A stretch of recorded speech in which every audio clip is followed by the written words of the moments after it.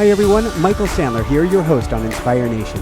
Do you want to bring more positivity to the world to help your friends, coworkers, or even your husband or wife to shine brighter? Well, if so, or if you ever wished the world was a brighter place, then do we have the show for you. Today we'll be talking with Michelle Gielan, national CBS News anchor turned positive psychology researcher and the best-selling author of Broadcasting Happiness. Michelle is the founder of the Institute for Applied Positive Research and has partnered with Arianna Huffington to study how transformative stories fuel success. She is an executive producer of the Happiness Advantage special on PBS and a featured professor in Oprah's Happiness course. Today we'll talk about the positive side of the news and the power we all have to ignite and create positive change and how we can all broadcast happiness.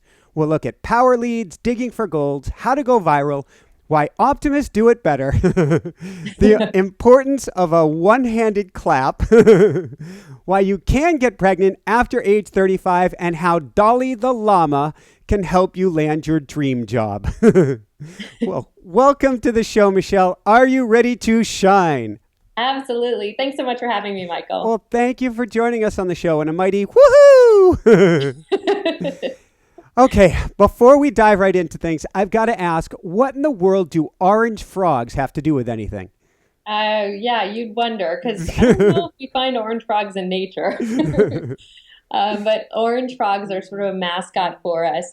And they're where orange, when a frog is orange, it becomes more optimistic amongst the green oranges that are your green frogs that can be more pessimistic. So our hero of a story that we wrote that's now turned into a business parable that's been making its way through Nationwide and a bunch of other companies is this orange frog. And he spreads his optimism, this positive mindset to other frogs in the pond in the midst of challenging circumstances. So he's definitely a hero. Does he have a name? Yes, his name is Spark. It is Spark. Sparks positive thinking in other people. Well, go Spark. Okay, before we really dive right into things, please forgive me for asking, but I've got to ask, how did Dolly the llama help you to land your dream job? So I was a national CBS News anchor, but you don't start in New York. You start anywhere. They'll give you a job. Yep. And so after I sent 150 tapes around the country to stations everywhere, I got one call to Texas, to El Paso. And I packed my bags and I worked there, and, such an amazing schedule. It got me to ponder deep philosophical questions. Like, when you start your newscast at 3 a.m, do you start with Buenos noches or Buenos dias? So along the way through my career in El Paso, then Chicago, and eventually New York, I did a lot of those typical local news stories that you see on the air, which are not necessarily of high value, I think, to society and society's collective forward progress. One of them was my biting interview with the Dalai Lama. Actually, it was a interview with Dolly the llama at a petting zoo. So anyway, but the reason why Dolly the llama has sort of become this symbol is because I think that on the air, on national news especially, we have the power as broadcasters to spark such change and ignite this thinking in everyone's mind that the belief that our behavior matters. But what I found, though, when I left CBS, when I went to study positive psychology at the University of Pennsylvania, was that this is a power that all of us have. So everyone listening today, think about it. As parents, as teachers, as leaders, as friends, as colleagues, we are all broadcasters. We're all constantly broadcasting information to other people. And the messages that we choose to broadcast, the things we choose to talk about on a regular basis to the people around us, not only shape how they experience their world and their life, it changes how they approach stresses, problems, and other challenges they're facing. And also, additionally, in the research, we've seen that by making small shifts to what we talk about, we can influence nearly every single business and educational outcome we know how to track. So let me back you up about 2 steps from there. You're in CBS, you're working as a news anchor, and if I recall correctly, the economy tanks. Yes. And it's not exactly pleasant news you're sharing with people. Right. And so is negative news harmful? Well, so what we found there was we were airing stories one day after another about people losing their homes and their jobs and their 401ks. What was happening is that we were starting our mornings off with stories of helplessness and hopelessness. as opposed to talking about the ways that we can actually take an activated approach to challenges, believing that our behavior matters in the midst of some of the toughest experiences. So I think that it's not necessarily about the amount of negative news to positive, which is what a lot of people seem to think is wrong with the news right now. Mm-hmm. It's this continual message to our brains that our behavior doesn't matter. You watch too many negative stories where you can do nothing about it, and you start to believe that maybe it's not only that we can't affect the outcome in these situations, but maybe it's more global. Well, maybe my behavior doesn't matter in all circumstances. And I start to feel a lack of control in my own life and in the challenges that I face. And then what we also found in a study I just did with Ariana Huffington and researcher Sean Achor is that 3 minutes of negative news in the morning can lead to a 27% higher likelihood of reporting your day as unhappy 6 to 8 hours later. Oh, no. And what's remarkable about that is that we know that we get an instant mood shift, when you watch a negative news story. But what we're now seeing is that those effects stay with us through our work days and our time with our families. My wife has what we call a volunteer job, something she does for fun, gets her out with other people. And we had just had Sean on the show, and he was talking about this study, and Sean Achor. And she shows up at work one day, and they say, "You've got to come back here and watch this video." And it's a video of a gunman who comes into the store and mows everybody down. And this is supposed to, in some way, we're thinking like what the stock prices of this company are doing on this day. Yeah. Because it's not empowering anybody. Right. And if we just can switch the formula to talk about, we still want to talk about the challenges facing our world, of course. We don't want to be like an ostrich with our head in the sand. Yeah, you had a term for that. Ostracized? Ostracized, yeah. So my niece, who's at the time was 6 years old, she says, I came over to her house and she says, I've been ostracized to my room all afternoon. And so my husband, who went to Harvard, and I were joking, and he said, the fact that both her parents went to Harvard is why she uses such big words. The fact that they later went on to Yale for graduate school is why she misuses them. Oh, no. But what I thought about it later on is that while this word, technically was incorrect, it's actually the perfect word for what's happening to a lot of people. In order to maintain a modicum of happiness in our life, a lot of people think, well, I feel like I need to put my head in the sand. I don't want to know about the negative things going on because I can't do anything about them.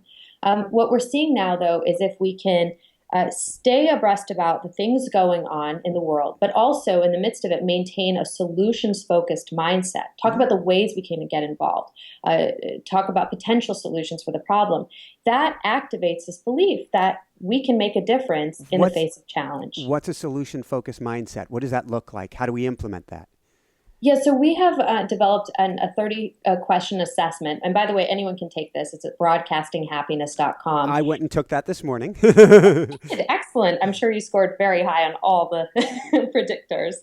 And so fun. What it does is it's called a success scale, and it tests for the 3 greatest predictors of long-term success at work. It's a scientifically validated assessment that we've used now at many Fortune 500 companies and other organizations.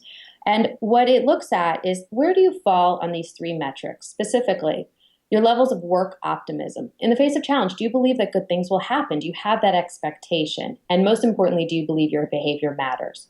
The second one is we call positive engagement, which is, in essence, your story about stress. Do you view stress as a challenge or a threat? Because our brain, it actually responds differently depending on which situation we fall into.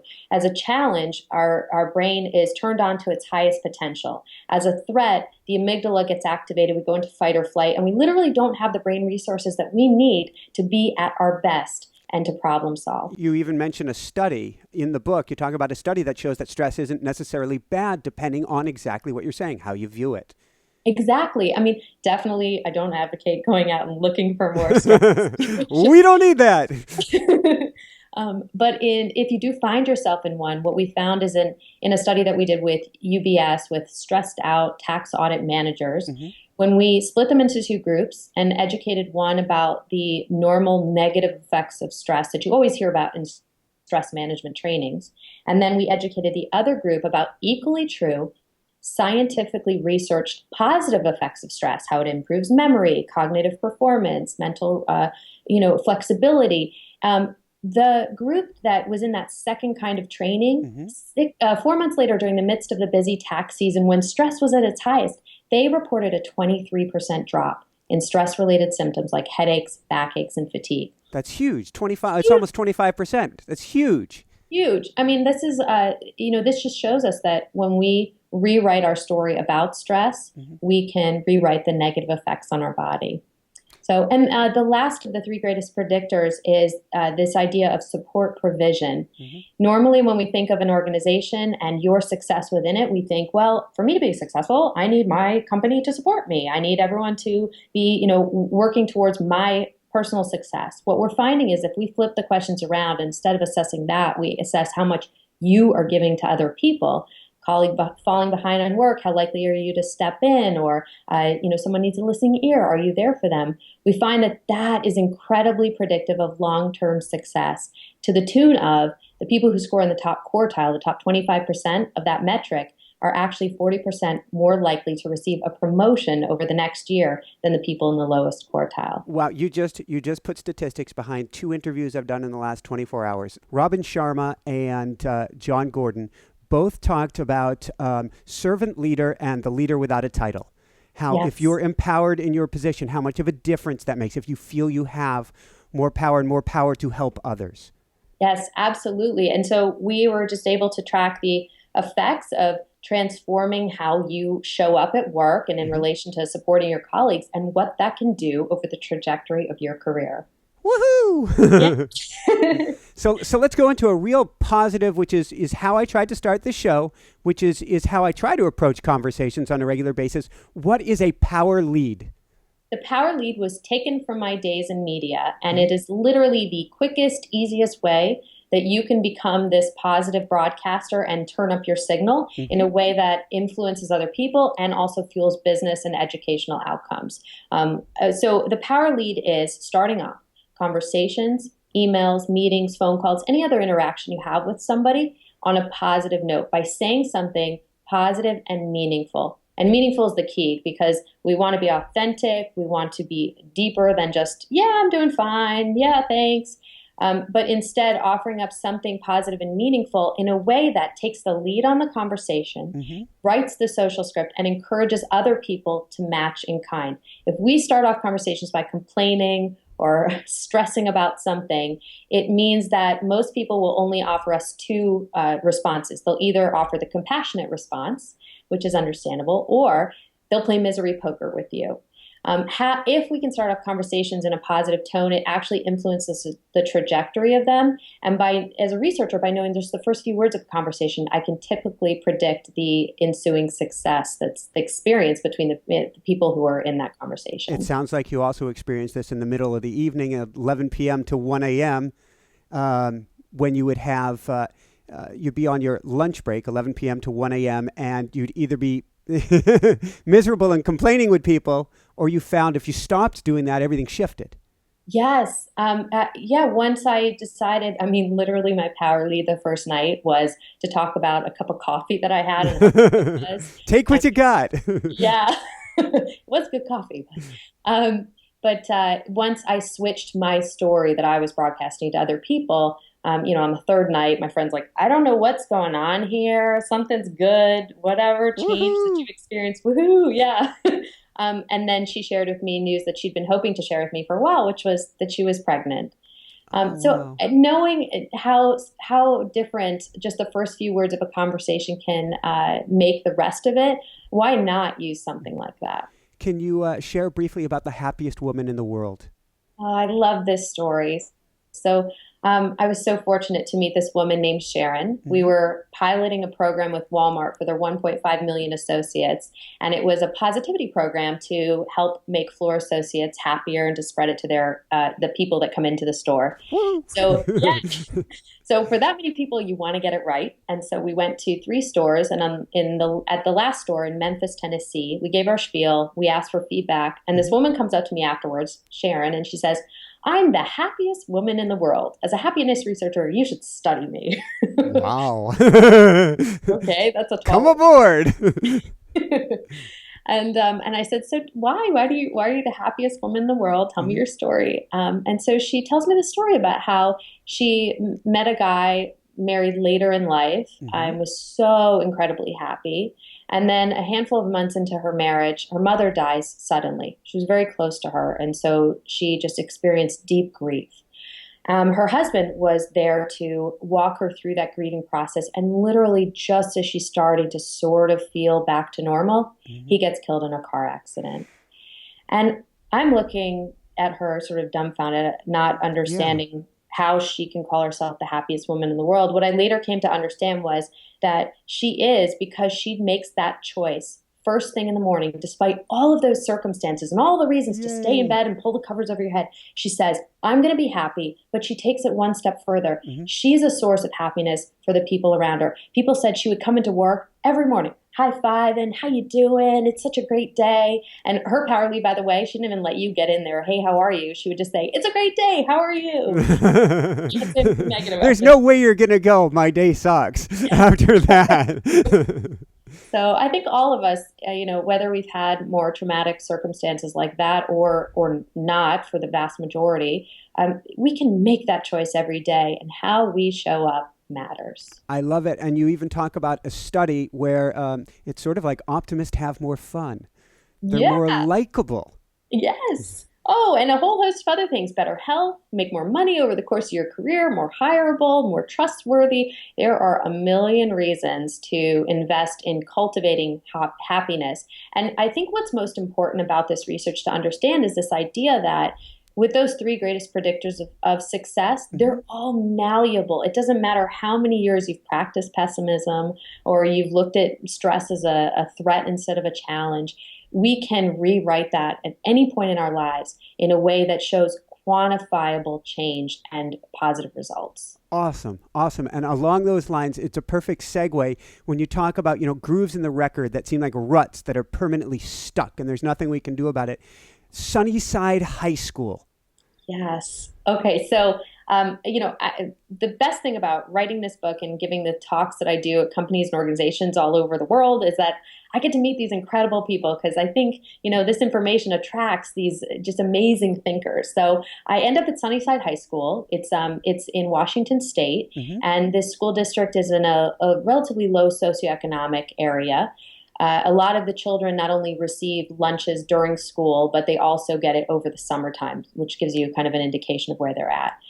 The superintendent came to the school district and said, I am not happy with the fact that we're only graduating 44% of our high school class, our senior class. This is not acceptable. But he decided to attack the problem in a novel way. He wanted to rewrite the narrative at the school and focus on rewriting what I call flash memories, which is basically what you think of when you think of your own potential or a Hmm. collective potential. So he started constantly sourcing out and talking about, and he got the Can you teachers give and an example in our everyday life of a flash memory? yeah, so a flash memory would be, I mean, something simple would be, if I talk to you about campfires when you were a kid, right? Marshmallows. Marshmallows, yeah. So first thought, and mine, well, mine's marshmallows too, but Next might be s'mores. I don't know. yeah. But it could be something positive, something neutral. I mean, you could think, oh, I got burned when I was a kid, right? So you Hmm. don't really like campfires. With these kids and with their potential, the challenge was that when you said, how likely are you to succeed? A lot of their first thoughts were of not of success, right? All these limiting stories or challenges going on in their lives. And without ignoring those, in the face of them, what he got everyone to do was to start talking about successes and just doing this drumbeat of successes, and also taking academic measures as well by supporting them to have, lunchtime learning sessions and Hmm. et cetera. Um, what But ended they up had to happening feel empowered to be able to do that. If you feel like there's no point, then you're not going to do it. exactly. And so after 7 years, what they found was they were able to raise the graduation rate from 44% to 89%. And since I published the book, I talked to them and they got it up to 92%. I know. Woohoo! It's remarkable. And literally, yes, some of the academic measures cost money, but the rest of it did not. And it's something that we can do in our businesses and organizations at any moment. We can start celebrating actively the successes both big and small, that we often kind of either take for granted or forget about.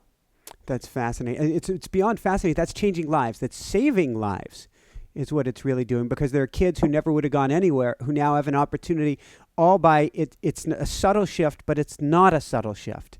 Yeah. And some of those kids who graduated were so supported and so inspired that they got Gates Millennium Scholarships and they have their entire advanced education paid for. Who would have applied to that program if they didn't believe and have a community around them believing in their potential? You share a story in the book, in fact, on a student he's like working late nights. He's completely beside himself trying to help support his own family. He turns to drugs, not taking drugs, selling drugs to try to keep himself going, gets arrested, and yet he actually turns it around. Yeah, he was one of those recipients because he saw recipients of the scholarship. There was an inflection point there, and he had a choice. And just like Sharon, the happiest woman in the world, he made that choice in small ways and big ones that led to incredible successes. So anybody, if you're listening to this, anybody, you can change the grooves in the record. Yeah, I mean, and I think about it within your family or at your organization, at your company. What are you talking about around the dinner table? What are you focusing on around the boardroom, around the water cooler, whatever? What are the conversations? How are you refocusing other people's attention? Just as an example, if your son comes home from school worried about a bully, and at no time do we ask him questions that get him to remember how many friends he has, that transforms how he approaches the bully the next day on the playground. Just by asking the right questions and focusing on the positive, we actually can transform how our brain sees and experiences the world. You talk about 4 types of questions. So going right into the first one, digging for gold. Digging for gold is asking those questions that get those really delicious nuggets out of people that they might not have otherwise told you. So it's asking about recent successes and wins they've had or resources at their fingertips to not only inform then your broadcast, because now you know great stuff about, let's say, your team members and you can tell everybody about it, but also you're getting them to pay attention to those seemingly small wins that they've had. Woohoo! and then shifting the focus. This sounds like what you're doing.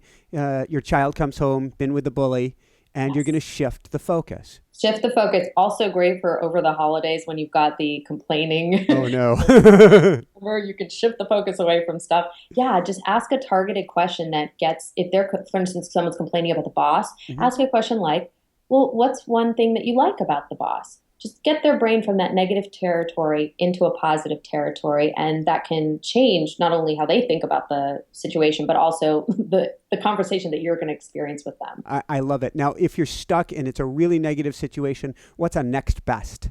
Next best is understanding that sometimes the desired first choice option is not an option, right? So on a more serious level, I came across this originally with a doctor who works in palliative child care, which is basically when a child receives a diagnosis that they're going to die. And how the family deals with this situation. So what he would first ask is, what can we do here? And he would try to solve the situation and cure the child, right? But sometimes curing them is not an option. So what he started asking is, what are you hoping for? What he was trying to do was get to that next best. Next best in that situation could be... That's empowering. Yeah, it's empowering because it's now something you can do. It's pain management. It's letting the child die at home. It's maybe making a bucket list and allowing the child to experience those things as opposed to being hooked up to machines at the hospital. When we start asking next best in all situations, that allows us to see those domains in our life that we have control over and identify those next choice options. I love it. And then the last type of question you mentioned, and I have a different name for it. You call it what else? I call it the Columbo question. And why do you call it the Columbo question? Because there was this detective in like a 70s TV show, and at the end of the show, he hasn't solved the murder.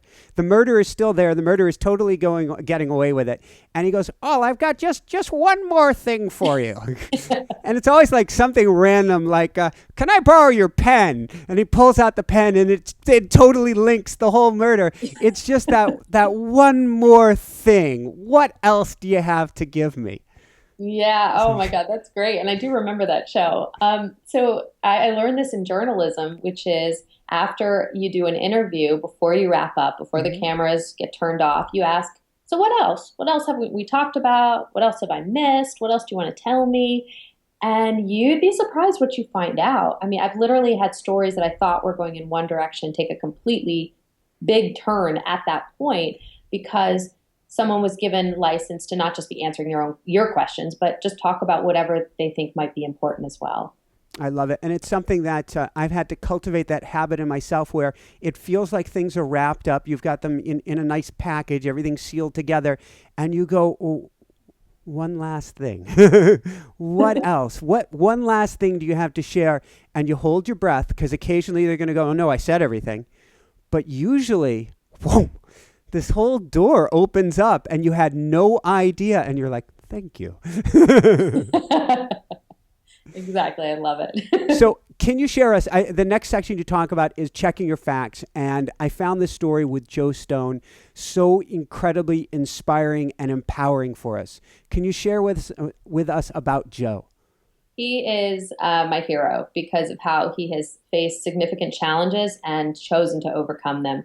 Joe was fascinated with like skydiving and throwing himself out of planes and off, rocks and all kinds. He just loves it, action adventure stuff. So he moves to this place that's perfect for that. Decides to jump out of a plane and then ends up the parachute doesn't open and he ends up slamming the ground at 65 miles per hour straight on his back.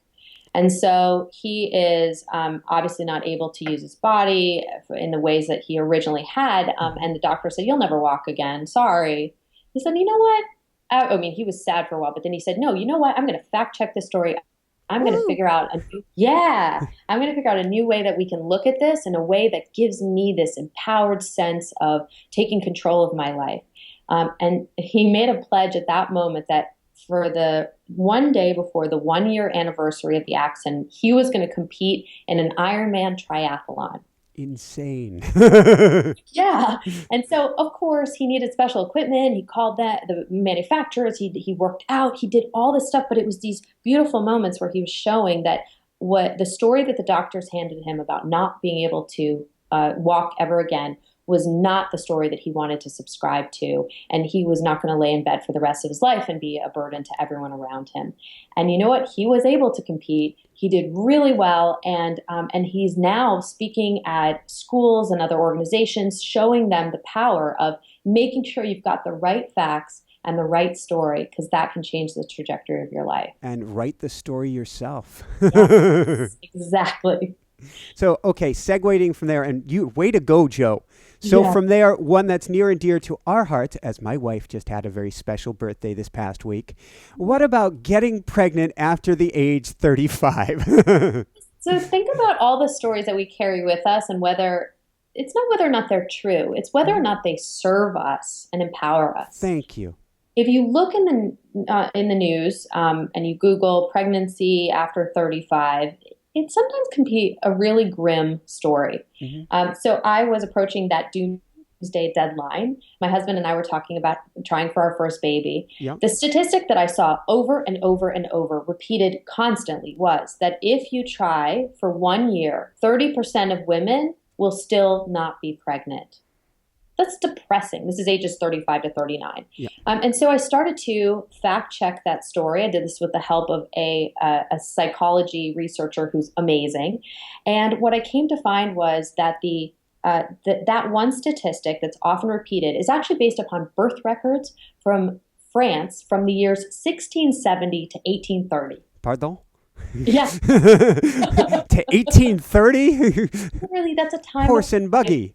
Yeah, it's like horse and buggy. No antibiotics, no electricity, no IVF, none of the thing. It doesn't mirror our lives today. Mhm. And actually, when you start to find statistics about today and modern populations, you find a completely different story.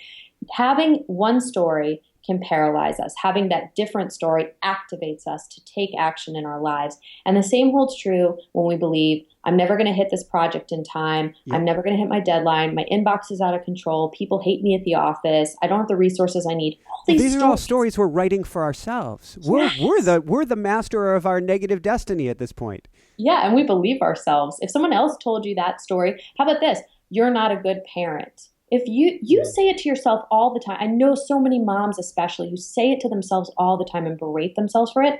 But if someone were to come up to you and tell you you're not a good parent, oh my gosh, you'd have 500 reasons why that person's wrong and what they're saying is not true.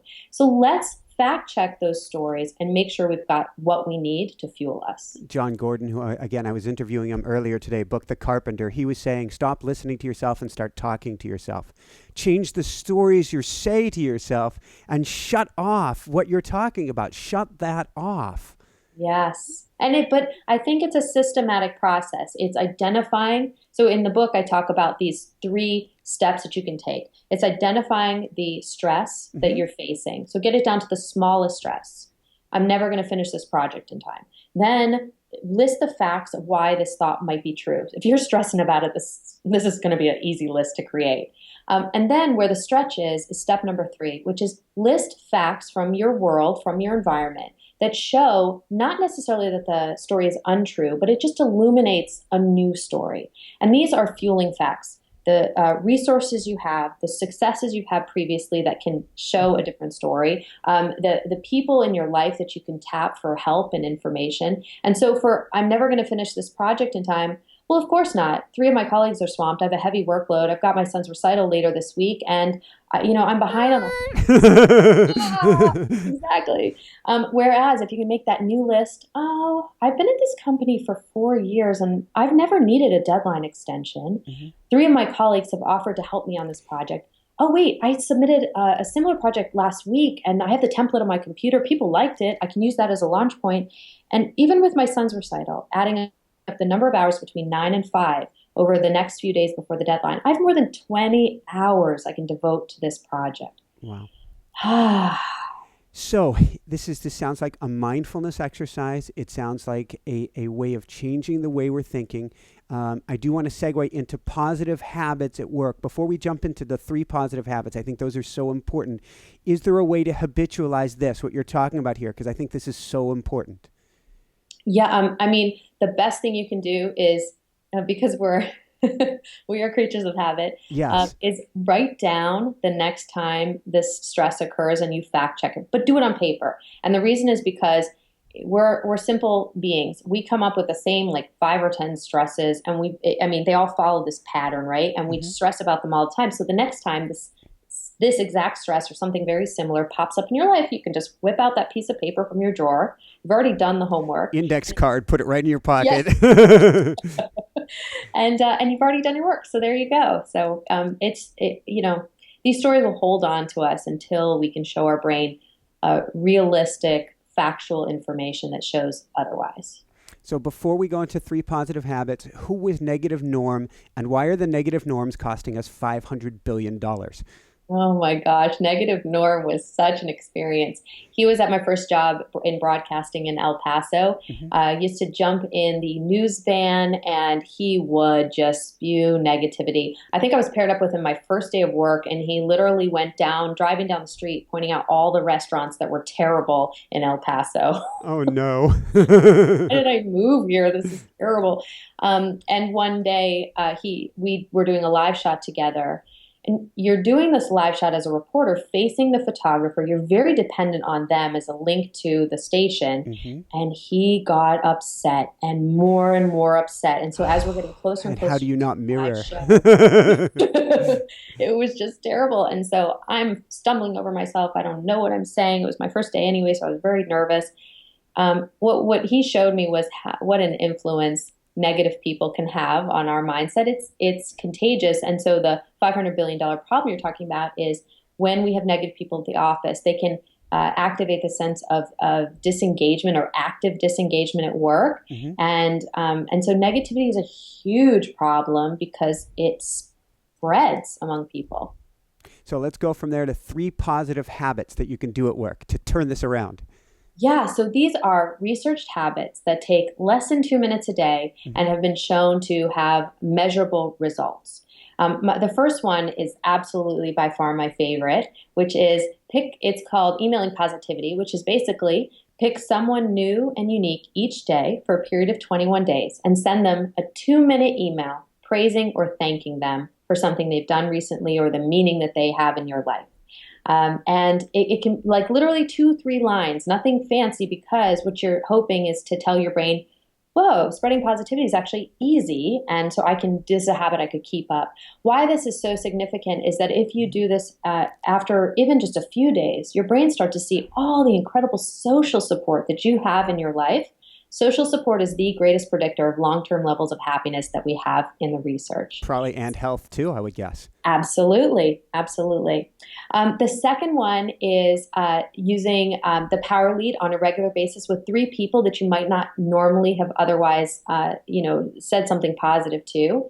And I love that because, you get on a roll, you get in a habit of what you're going to say. If you were asking me, what's your power lead today? I'm doing great. I had breakfast with my son this morning and he's being so cute. Yay. Yay. Yeah, it's like so simple, right? But that small change can make a difference. And the last one, which I always advocate people to do when I give talks and presentations at companies, is to smile genuinely at 3 people that you might not otherwise have smiled at. And this works great, by the way, at airports where you're like, wow, these nice people in the world love each other. I love it. Doesn't work so well at gas stations. But what we saw, though, is in some work we did with Ochsner Healthcare Systems, they trained their 11,000 employees to adopt a strategy from the Ritz-Carlton, which is called the 10-5 way. So simple. In the hallway, within 10 feet of seeing someone in the hallway, just smile. And within 5 feet of seeing a patient or coworker, smile and say hello. And guess what? That ended up increasing likelihood to refer the hospital by 5%. It increased the bottom line of the organization, and doctors who got better offers at other hospitals organizations decided to stay there because there was something special about this hospital. They couldn't quite put their finger on it. But, yeah, it was the smiling initiative. So it even makes a difference on an organizational level. There's a word, we lived in Hawaii for the last few years, there's a word there called ohana, which means we're all family, we're all one. And so that organization ended up they were breeding ohana. So you're feeling when somebody's smiling, they're saying hi to you. That's family. That's the connection. That's what we're looking for. Yeah, there was a study that was recently published from Stanford that found that if you just, when delivering instructions to a project to your team, if you just include the word together, as in the context of we're going to be doing this together, it actually led to a 40% increase in the amount of time that people worked on the project. They felt higher levels of energy at the end and greater levels of team cohesiveness. And by the way, the 2 groups that were that they delivered the instructions to and had them as participants in the study, one with the word together, one without, they all were eventually separated into individual rooms. So no one was technically working together. They were exchanging clues with the researchers in this task. And so what that shows us is just having that mental thought of doing something with other people can be fuel for us. So that leads right into social capital. And that's really, I'm guessing, shared activity. I wonder if you could talk about celebrate publicly often. Yeah. So everyone thinks, oh, I had this success, or, oh, I heard about someone's success, and now everyone's going to know about it and keep thinking about it, right? Wrong. Our brain will keep ruminating on all the negative things or the anxieties that we have, but we have a success and then we're happy for a minute or maybe a little longer, and then it's gone, right? Oh, no.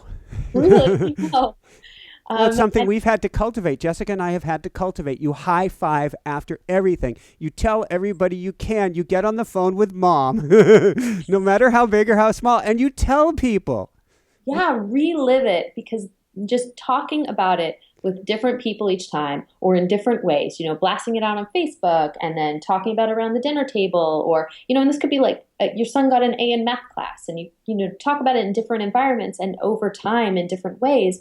What that does is that embeds it into the fabric of who we think we are.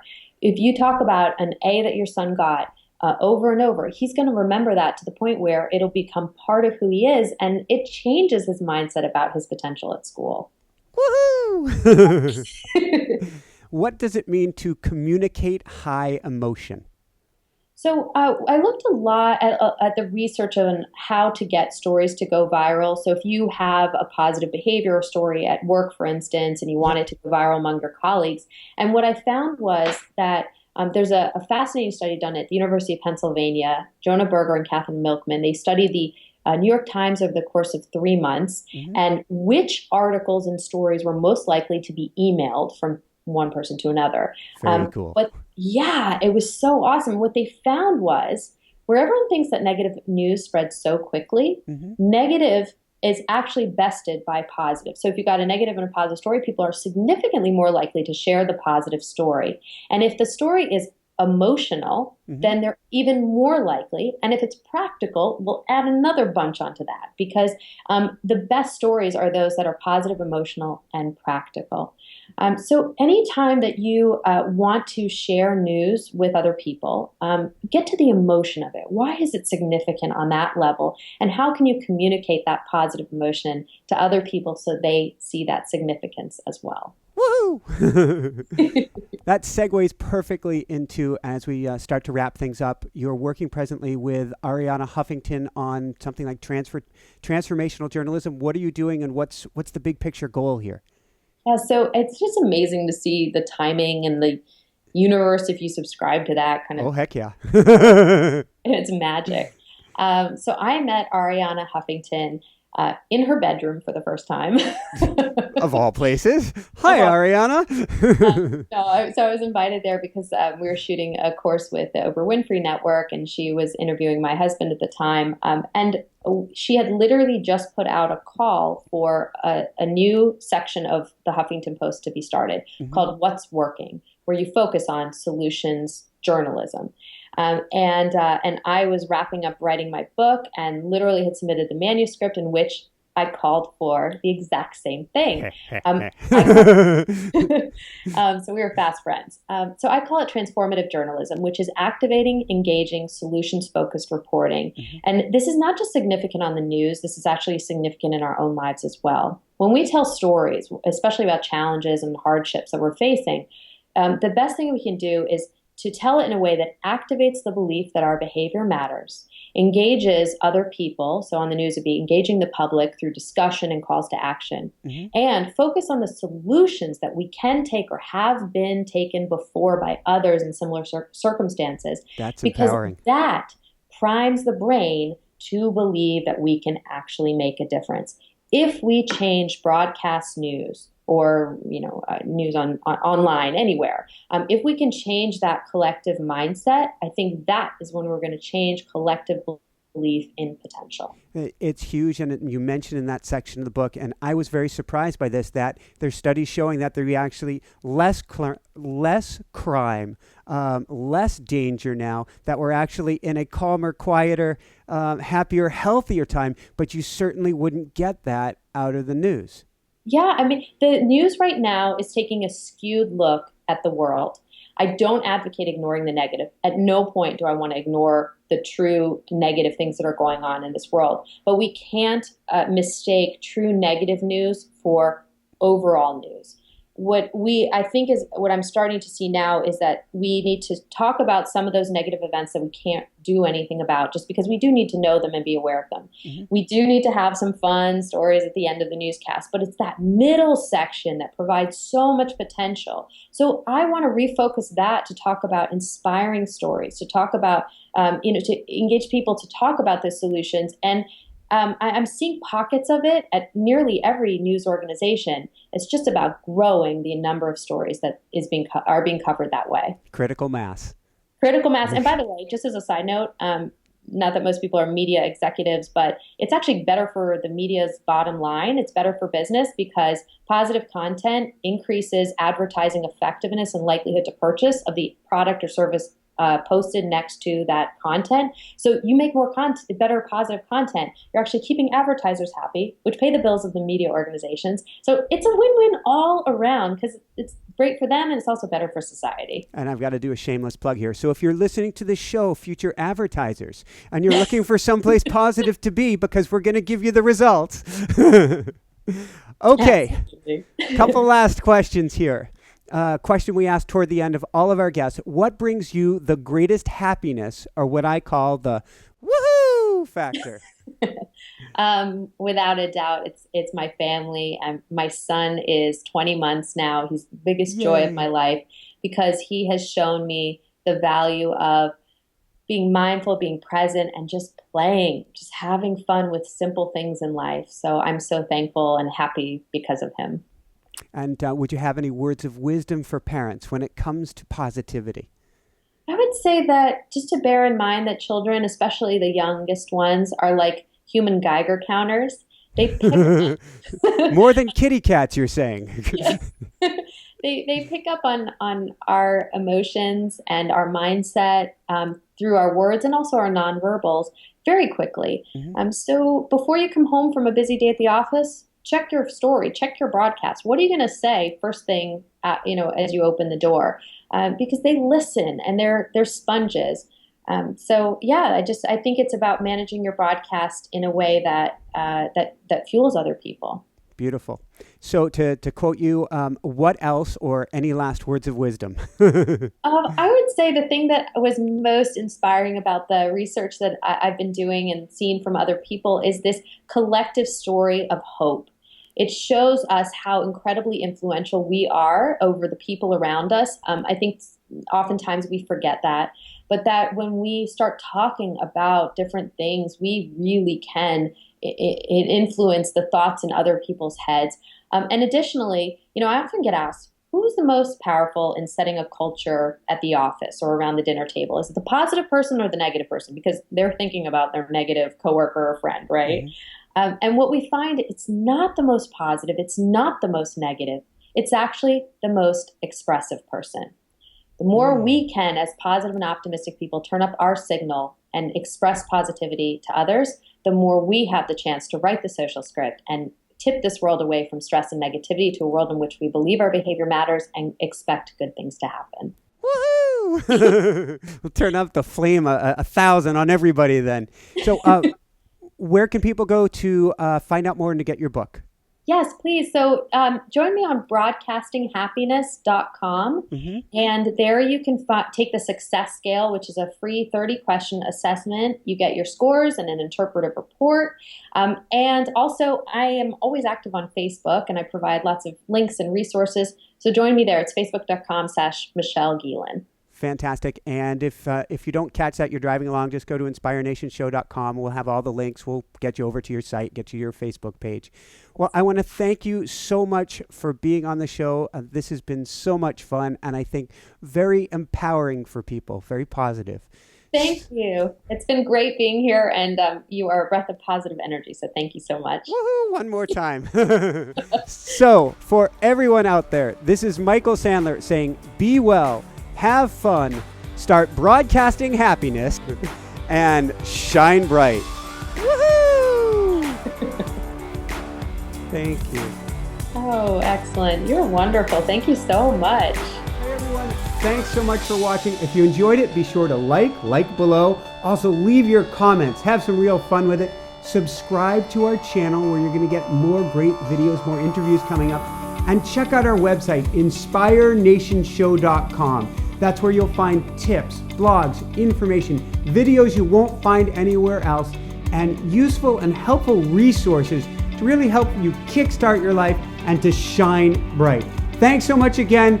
Thank you for your support. Like, comment, subscribe. See the website. Thanks so much and have fun. Of course, shine bright. Woohoo!